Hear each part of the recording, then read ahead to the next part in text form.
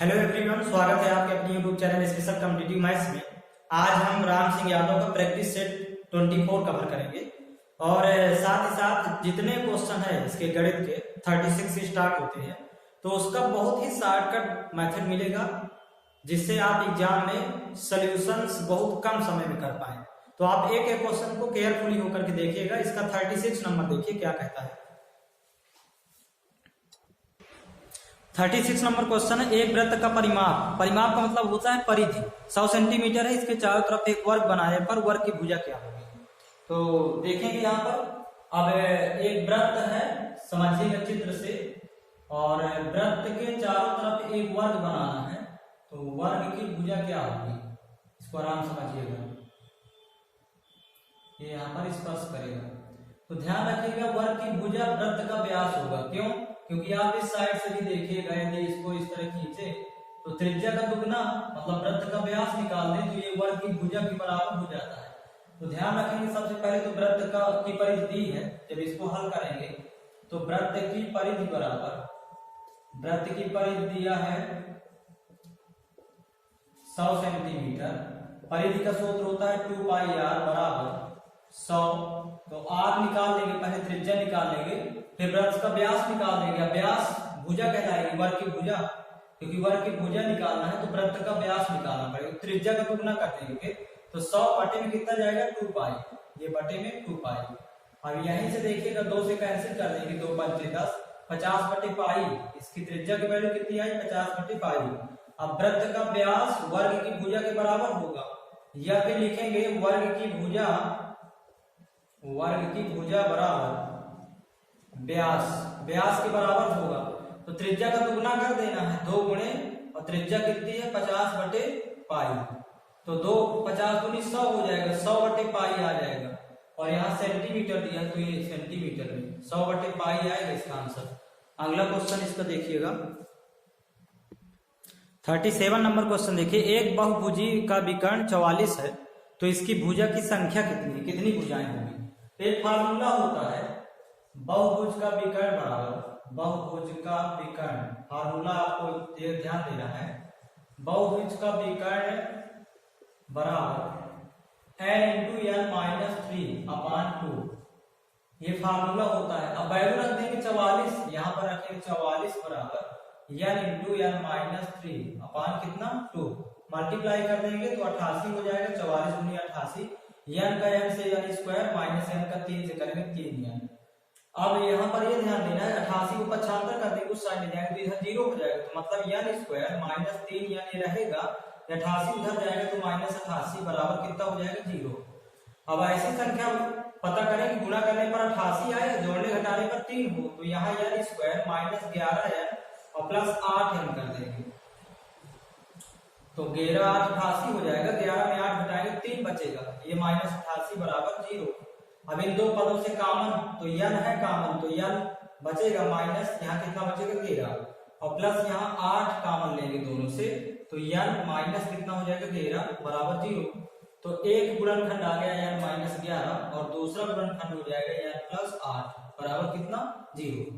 अब इसको पहले 0 के बराबर करेंगे, जब n माइनस 11 बराबर 0 तो n बराबर वैल्यू क्या हो जाएगी माइनस 11 75 करेंगे प्लस 11, यही इसका आंसर हो जाएगा। इतना ही निकालना है इसमें, तो इतना इसका सॉल्व करना पड़ेगा। थोड़ा क्वेश्चन बड़ा है इसका सोल्यूशन, बाकी के सभी सोल्यूशन छोटे हैं। 39 नंबर प्रश्न है, यदि a प्लस बी बराबर 7 और a square minus B square बराबर -1 हो तो a माइनस बी बराबर क्वेश्चन मार्क। आप समझिएगा इसमें, यहाँ पर इसका फार्मूला ही लिख देंगे, यहाँ वैल्यू दिया है a square minus B square बराबर सूत्र होता है a प्लस बी और a माइनस बी। अब इसी में रख देना इसका सूत्र। अब इसकी वैल्यू दिया है -1, तो यहाँ रख देंगे -1 बराबर a प्लस बी का भी मान दिया हुआ है 7 इंटू, अब a माइनस बी ब्रैकेट में रहेगा, इसी का तो मान निकालना है a माइनस बी। 7 को बटे में ले आएंगे तो -1 बटे हो जाएगा 7 बराबर यहाँ बचेगा a माइनस बी, तो यही इसकी वैल्यू हो जाएगी -1 बटे 7, आंसर हो जाएगा। अगले का सोल्यूशन देखिए 40 नंबर का, यदि x प्लस वाई बराबर 8 और x माइनस वाई बराबर 4 हो तो x का मान। तो यहाँ पर ध्यान दीजिए कि जब ये वैल्यू 1 प्लस हो, दो संख्याओं का योग हो और दो संख्याओं का अंतर दिया हो, तो हमेशा ध्यान रखिए जब बड़ी संख्या निकालना हो, मतलब पहली संख्या x, तो दोनों को जोड़ के 2 से भाग कर देंगे तो बड़ी संख्या आ जाएगी। 8 4 12 भागी 2 करेंगे कितना आ जाएगा 6, 2 छक्का 12, 2 1 2, 2 छक्का 12, 6 आ जाएगा। छोटी निकालना तो दोनों को घटा दीजिए, योग और अंतर को घटा के 2 से भाग कर देंगे, 4 बचेगा, 4/2 करेंगे तो 2 दूनी 4 मतलब 2 आ जाएगा। तो हमारा उत्तर कितना होगा 6 होगा।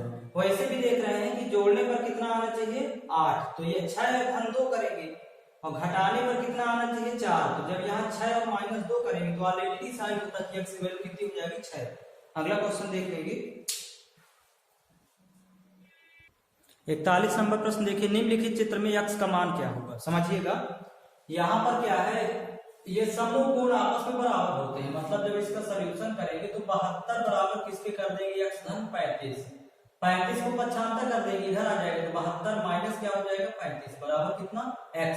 72 में 35 घटा देंगे तो 12 में 5 घटाएंगे 7 और यहाँ पर बचेगा 6, 6 में 3 घटाएंगे 3, मतलब 37 डिग्री आएगा। x का मान कितना आ जाएगा 37 डिग्री। ऐसे लगाना। घनाभ का विकर्ण, तो इसका सूत्र लिख देंगे घनाभ का विकर्ण।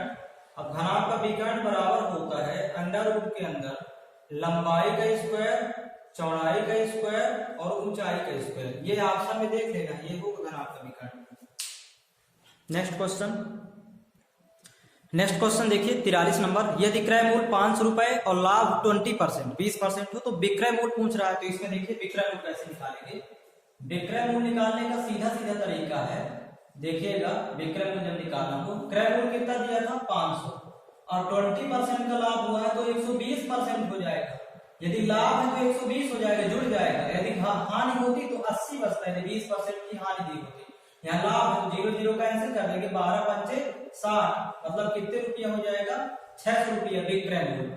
अथवा इसी को कैसे अब लगाएंगे, या फिर एक चीज समझिएगा, यदि यहाँ पर क्रय मूल्य ज्ञात करना होता और विक्रय मूल्य दिया होता 600 रुपए, तब क्या करते, तब उसमें क्रय मूल्य को x मान लेते। अब विक्रय मूल्य को x मान लेते। जब क्रय मूल्य पूछता, क्रय मूल्य निकालना होता तो x गुणे और 20% का लाभ होता 20/100 और विक्रय मूल्य कितना आ गया यहाँ पर 600, तो बराबर 600। ऐसे सेट करते।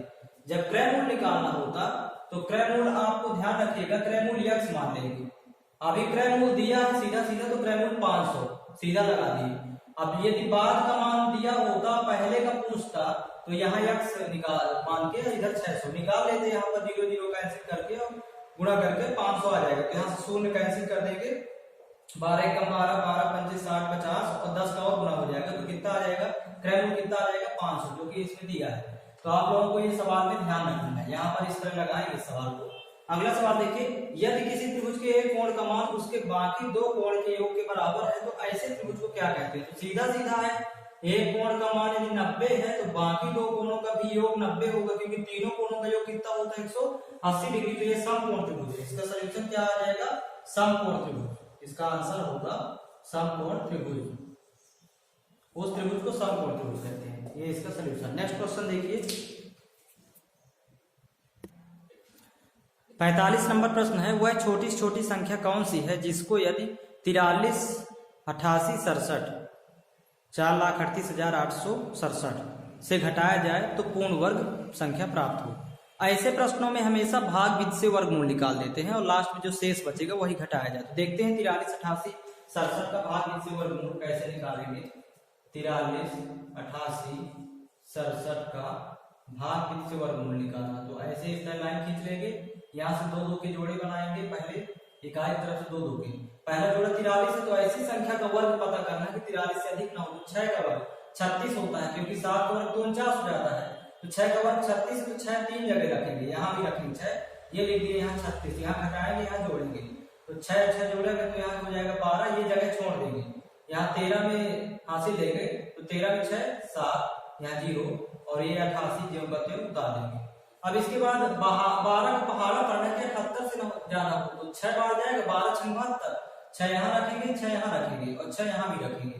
अब देखेंगे 6 6 36 हासिल 3, 6 2 12 3 15 हासिल 1 और 6 1 कम 6 6 1 7, यहाँ घटाना है यहाँ जोड़ना है। 6 6 12, ये जगह अभी छोड़ देंगे और 2 1 3 132 हो गया। यहाँ घटाएंगे तो 2 5 8 में 5 घटाएंगे 3 और यहाँ 0 और ये 67 उतारना है, जोड़ा ही उतरेगा 67 उतार लेंगे। 3267 हो गया। अब यहाँ पर 13 को बाहर पढ़ेंगे, 32 से ज्यादा ना, 2 बार जाएगा, 13 दूनी 26, 2 यहाँ रखेंगे, 2 यहाँ रखेंगे और 2 यहाँ भी रखना है। देखते हैं कितना आ रहा है। तो 2 दूनी 4, 2 दूनी 4, 2 तिहाई 6 और 2 एकम 2, यहाँ घटाना है, इधर जोड़ना है। तो 2 2 4, 2 1324। यहाँ पर देखते हैं घटाने पर कितना आएगा। 7 में 4 घटाएंगे 3, 6 में 4 घटाएंगे 2 और यहाँ हासिल लेगा 12 में 6 घटाएंगे 6, 623। इसका उत्तर कितना आएगा, जो घटाने वाली संख्या होगी वो 623 होगी। ऐसे इसको सॉल्व करना है। तो नेक्स्ट क्वेश्चन समझिए इसका। 46 नंबर प्रश्न है। एक अर्धगोलाकार कटोरी की आंतरिक त्रिज्या 9 सेंटीमीटर है।